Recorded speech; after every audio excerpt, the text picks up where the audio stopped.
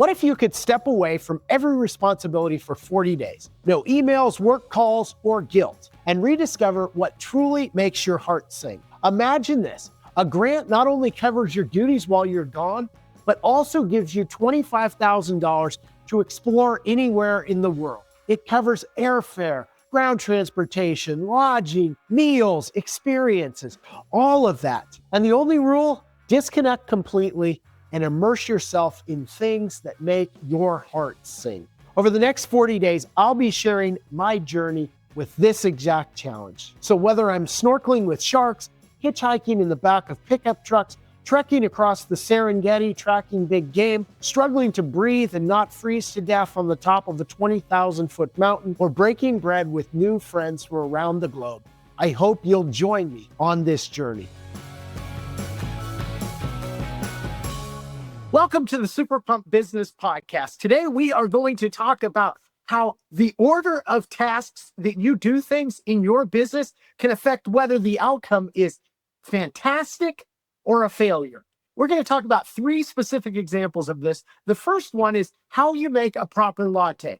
How you do it in terms of the set of sequences, the way you sequence the tasks is going to determine how successful that latte is. The first thing you're going to want to do when someone orders a latte is you're going to want to grind the beans. You want those to be fresh. You don't want to grind the beans a week out or 2 weeks out or even a month out. It's not going to be very flavorful. So grind the beans. The second thing you're going to want to do is you're going to want to pick the flavoring. Usually that involves sugar. So in my case, since we don't have an espresso machine, we're going to make a fantastic iced coffee. So the first thing I'm going to do is I'm going to put in a little bit of vanilla.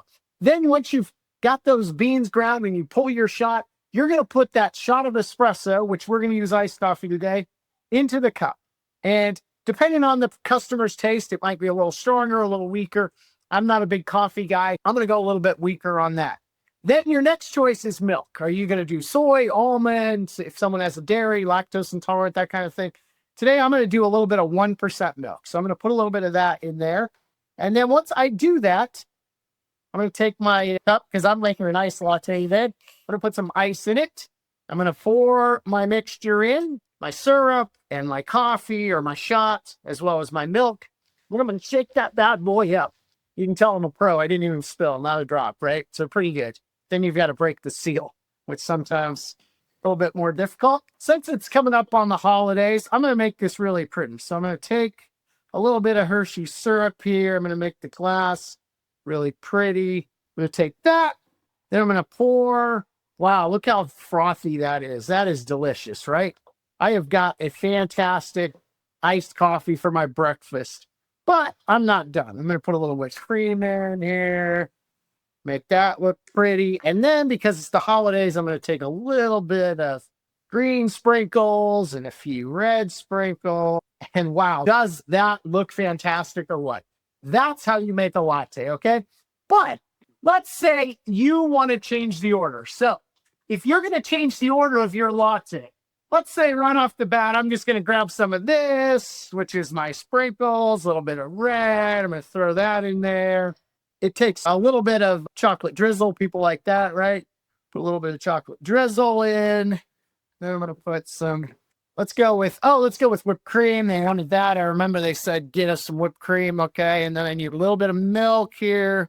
Oh, and ice. So I'm going to take a little bit of ice, throw that in, and maybe there's my shot. I'm going to throw that in. Okay. That's looking good. And then, being a pro, I'm going to put it in here. We'll shake it all up. And voila. Here is my iced coffee. Sir, you enjoy your day. Now, if you're the customer, would you rather have an iced coffee that looks fantastic with a little drizzle on the side of the cup or this? Both lattes have the exact same ingredients. The only difference between a latte that is fantastic and a latte that stinks is how you sequence the tasks that go in to making a latte. When people say, oh, we just trained them up. I trained them how to pull a shot. I trained them how to put their syrup in the cup. I trained them on all these things. But you don't sequence those things correctly, you can come out with a bad outcome. All of a sudden, you've trained this barista. You've gone through this whole hiring process, spent all this money. You've trained them up on the individual tasks, but you haven't trained them up on the sequence of how to do them correctly. And all of a sudden your customers saying your lattes are terrible. They taste like garbage. I used to love your lattes, but now they're crap. You're like, oh man, I guess I hired the wrong guy. Russell really doesn't have to make a latte after all. No, Russell can still make a great latte, but Russell has to be trained how to sequence that. The other piece of this is if Russell starts making lattes based on all the things you told Russell to do, and they're terrible, Russell's going to feel bad about himself. And Russell's going to stop coming to work because nobody wants to go to work and feel like they're doing a terrible job, right? So pretty soon, you're going to be there for the morning shift and Russell's not going to show up. And you're going to think, oh no, turnover. Russell just turned over that position and I'm back to square one. All because you didn't sequence. Now, let me give you a couple more examples. Family of four goes into a full service restaurant, right? And there's four of them. Let's say one of the kids orders chicken fingers and fries. Somebody else in the family orders a salad. Somebody orders a burger. And then maybe somebody orders a salmon. That order goes back into the kitchen. Boom, the ticket's hanging there. And line cook grabs it and says, okay, a salad, some chicken fingers and fries. First thing they do is they decide, I'm going to knock that salad out. They start working on the salad and they get that salad made. And it's really nice, pretty salad. They put it right next to the heat area, but not under the heat lamp. They're not an idiot. They put that there. And then they get the fryer out, right? And they throw those chicken fingers and the fries in the fryer, and those take 2 or 3 minutes. So they get those going and then pull those out and put them up there, throw them out, bam, done. Then, I got to do a cheeseburger. Okay, so throw the cheeseburger on the grill, get that started, go get the garnishments, the sliced tomatoes and the lettuce and the pickles, all that stuff that goes on it to make it really good. Pull the cheese out of the fridge. Got that going, and then, oh yeah, they had a salmon. And so the last thing they do after doing the salad and the chicken fingers and the burger is they do that salmon, right? But do you know how long salmon takes to cook? It usually takes around 15, sometimes 20 minutes. So they put that on, but guess what? We're already about 12 minutes into the order. Because remember, they made the salad and they made the cheeseburger and they made or at least the cheeseburger's still on the grill, but they made the chicken fingers. So all that's now waiting for this salmon. So all of a sudden they've spent 10 or 12 minutes on that. And then they've got to wait another 15 to 20 minutes on the salmon, right? So by the time all four items comes together waiting for the salmon, it's going to be 30, 35 minutes. Now that family, maybe they want to wait 35 minutes, but a lot of times, even in a full serve restaurant, people don't want to wait that long. People want to wait about 15, 20 minutes tops for their order. So already they're hangry. Your customer service score is going to be low. But then here's another thing. That salad that's sat adjacent to the heat lamp, it's looking a little funky now. It's looking a little wilty and not quite as fresh and as crisp as it should. And you know what? Those chicken fingers and fries that sat there for that long, the burger's okay. It's a little bit cold. So all of a sudden, because you didn't sequence these things right, you have food that doesn't taste great and a long wait. Now, what kind of a review do you think those customers are going to give you? What kind of comeback rate are those customers going to give you? They say, we'd like to see the manager. And then they tell the manager, man, we had to wait 35 minutes for this stuff.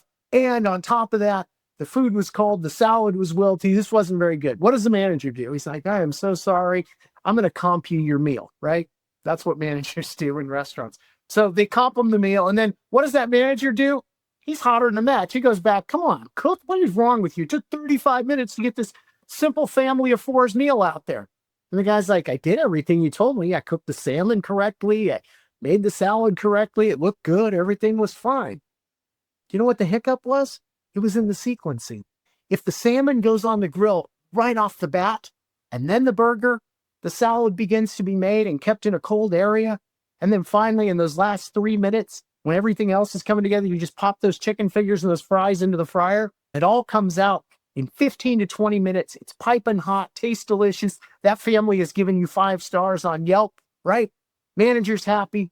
But if you sequence wrong, guess what? You're getting a bad review. You got a manager riding that cook. All of a sudden that cook is like, I don't need this stuff. I did everything you asked me. All because in your training, you didn't sequence correctly. I'll give you a final super gross example from my cleaning business. So let's talk about how you properly clean a restroom. In our company, the first thing you would do is you would do all of your high gusting. So you would knock down if there was a vent, maybe there's some dirt and debris in there, you would knock that down, and anything up on like the dividers between the, let's say the women's stalls, you would knock all that dust down, get all that cleaned up, right? Then the second thing you're going to do is you're going to start with a clean microfiber towel and you're going to clean the mirrors. Okay. So you're going to clean the mirrors really well. Then you're going to go down, you're going to clean the sink, make sure everything's shined up, looking good. The basin's good. Then the last thing you're going to do is you're going to clean those toilets, right? And once you clean the toilets, that rag, that microfiber towel is no more. It's kaput. It goes into the laundry bin, right? That's the sequence of how you do it. And then to top off the restroom, you sweep the floor, which gets up all that dust and debris you knocked down. You mop the floor. And then the last thing you do right by the side as you're exiting the restroom is you pull the trash. So that's how you do a restroom. Now, let's say you change the sequence of events. So the first thing you go in and do is decide, I'm going to mop the floor, right? So you mop the floor and then you're working on a wet floor. So you're stomping around. You've been all over this building. You're stomping around on a wet floor, making it look like a mess. Then you're going to high gust, let's say. So you knock down all that debris onto your wet floor. You've created mud on the floor. And then maybe you take the broom and you smear it around a little bit, try to get some of it up. But if you've ever had a broom on a dirty floor, wet, dirty floor, it makes a big old mess, right? So you've made a real mess of the floor, but here's the final grossest kicker. And this is why sequencing matters in so many ways.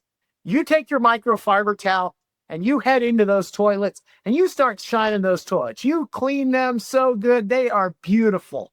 Remember, this is a public restroom, so they're probably pretty gross, right? And then you take that same towel, because we're sequenced wrong, and you go over there and you spray the mirror down and you smear that toilet water all over the mirror. And then to finish it off, you smear that toilet water, microfiber towel all over the sinks and all over the handles and everything else. And then you grab the trash and you leave that restroom. Do you know how gross that restroom is? It is disgusting, right? I wouldn't want to go in there. It makes my stomach turn just thinking about it. Now, you did all the tasks we asked you to do. You did everything we trained you to do. Every task that we said goes into cleaning a restroom, you did it to perfection. The only thing that made this a fail was the sequence of how you did that. All of a sudden, you're mad as an employee. And you're like, I did everything you told me to do, and now you're on my case. Now you're telling me my restroom looks terrible, and it's unsanitary, it's gross. You know what I do? I'm like, up your bucket. I'm out of here. And then your turnover problem persists. Sequencing matters, whether it is in a coffee shop, whether it is in your full-service restaurant, whether it is in a cleaning business, or whether it is in your business. If all your training involves is teaching the tasks, but not teaching them very specifically the sequence to do those tasks, you are going to end up with really poor final results. If you want to get those optimal outcomes, those lattes that taste great, those restrooms that sparkle, those families in your restaurant who say, wow, this service was fantastic. The food was great. It was out quick. I love this place. You have got to teach sequencing as part of your training and onboarding. This has been our Super Pump podcast about sequencing. I hope if you need some help just in your whole process of reducing turnover, boosting your training program, you will hit me up. I would love to talk to you. Let's dig in. Let's get this figured out, and let's keep those profits in your pocket. Thanks for joining me. Enjoy your lattes and have a great day. If you've ever dreamed of pressing pause and rediscovering what makes your heart sing, I invite you to follow along on our YouTube channel or on Super Pumped Life on Spotify or Apple Podcasts. I'll be posting every day, not only a podcast, but updates, stories, bonus coverage, and reflections through this Super Pumped adventure. If you enjoyed today's show, I would be so grateful if you told your friends about it, and also if you subscribed or followed us so that you don't miss future episodes. If you're one of our awesome audio-only listeners, I would encourage you to go over to YouTube to see the incredible video footage of all that is going on in this 40-day Super Pumped adventure in the wilderness.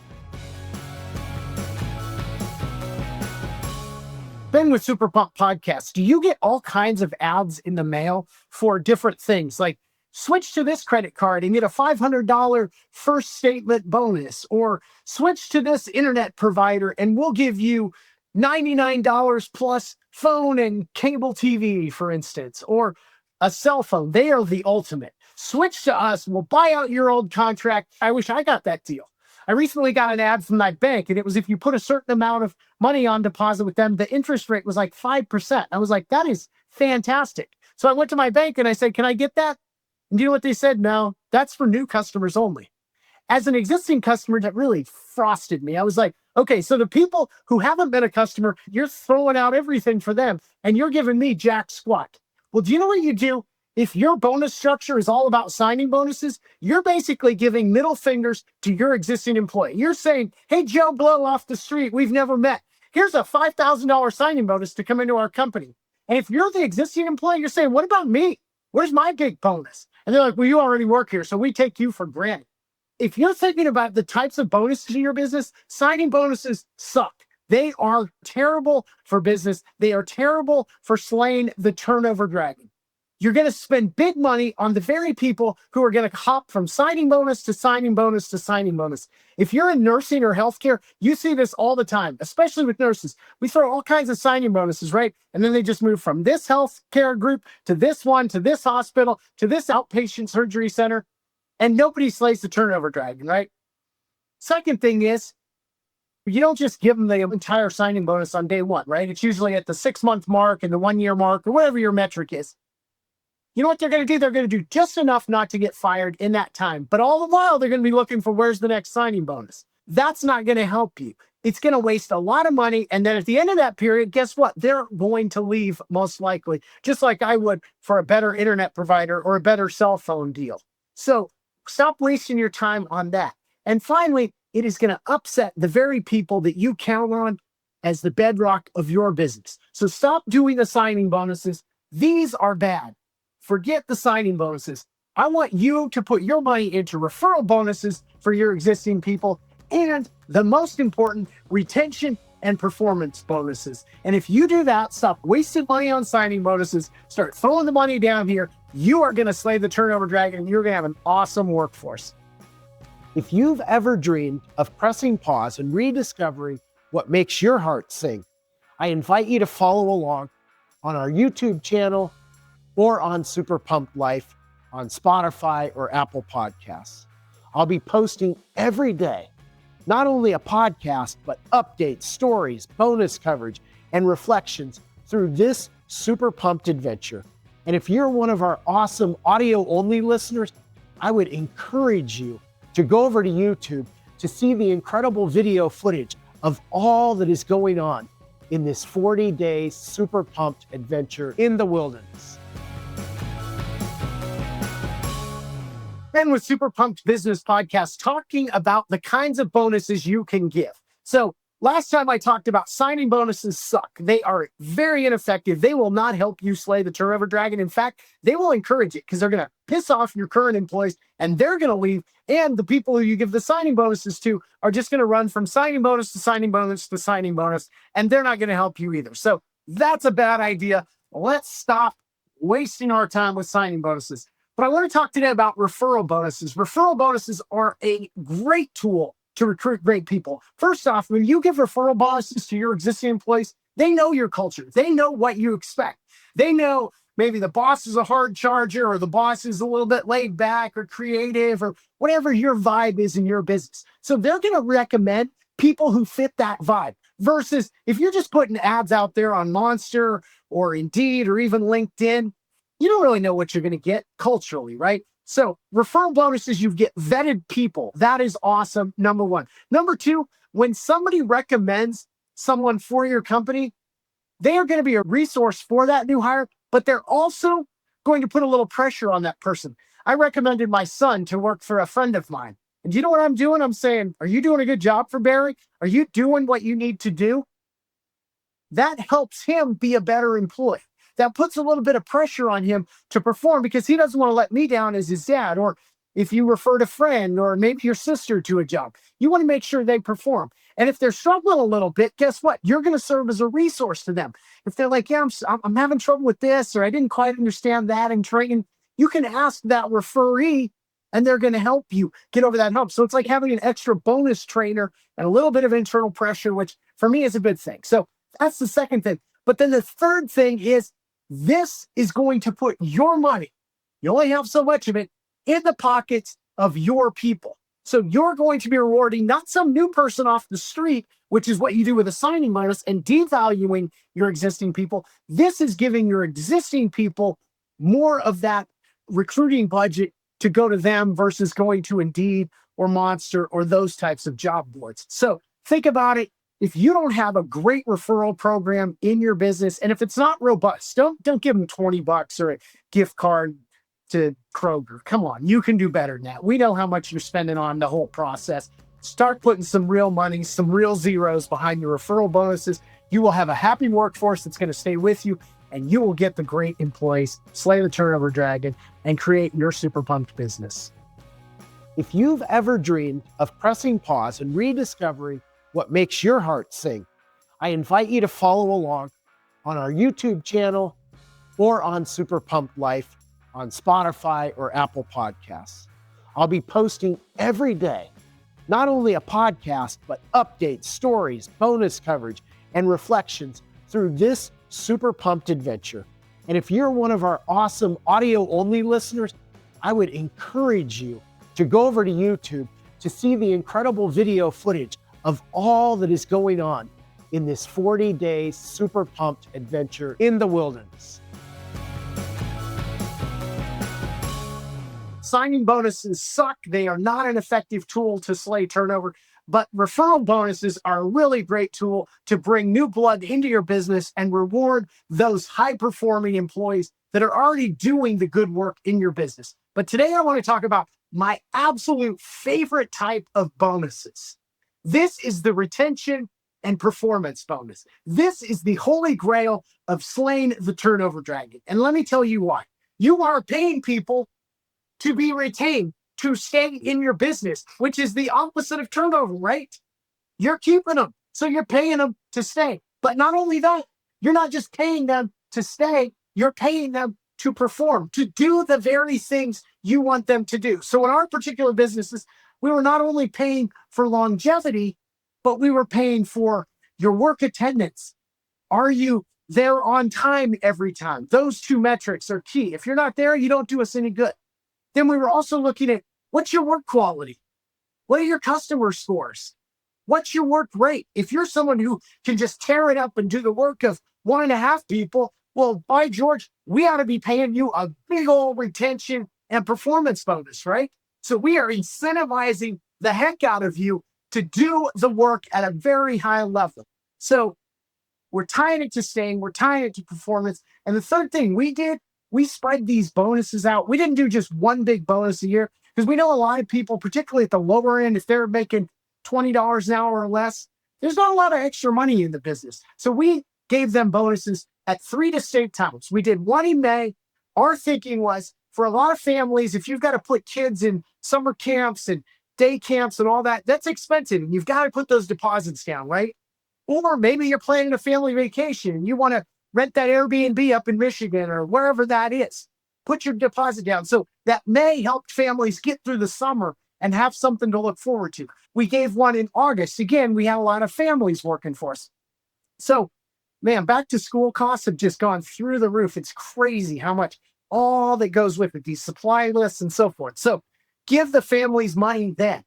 Or if not, just give them a nice bonus. And then the third time, of course, at the holidays. Everybody needs more money at the holidays. So by spreading those retention and performance bonuses out 3 times a year, our employees knew 3 times a year, I'm going to be rewarded for my high performance. They're going to give me a boost to my pay. And I really want to stay with this company. That's how you slay the turnover dragon. Along this journey, I'm not just seeking adventure and renewal. I'm carving out space we so often don't have, to think about and to ponder and to meditate and to pray on life's bigger questions. What is the meaning of life? Where does God exist? Does God exist? How do I fit into the cosmos? What is my purpose? These things that so often we just can't even take the time to put the mental energy into. I have 40 days to dig into that. And along the way, I hope I can muster the courage to be vulnerable, to share some of those struggles that I'll be going through, and also some of the cool discoveries and thoughts and adventures that come my way. I would be so grateful if you told your friends about it, and also if you subscribed or followed us so that you don't miss future episodes. If you're one of our awesome audio-only listeners, I would encourage you to go over to YouTube to see the incredible video footage of all that is going on in this 40-day super pumped adventure in the wilderness. Thanks for joining me today, and I will see you tomorrow.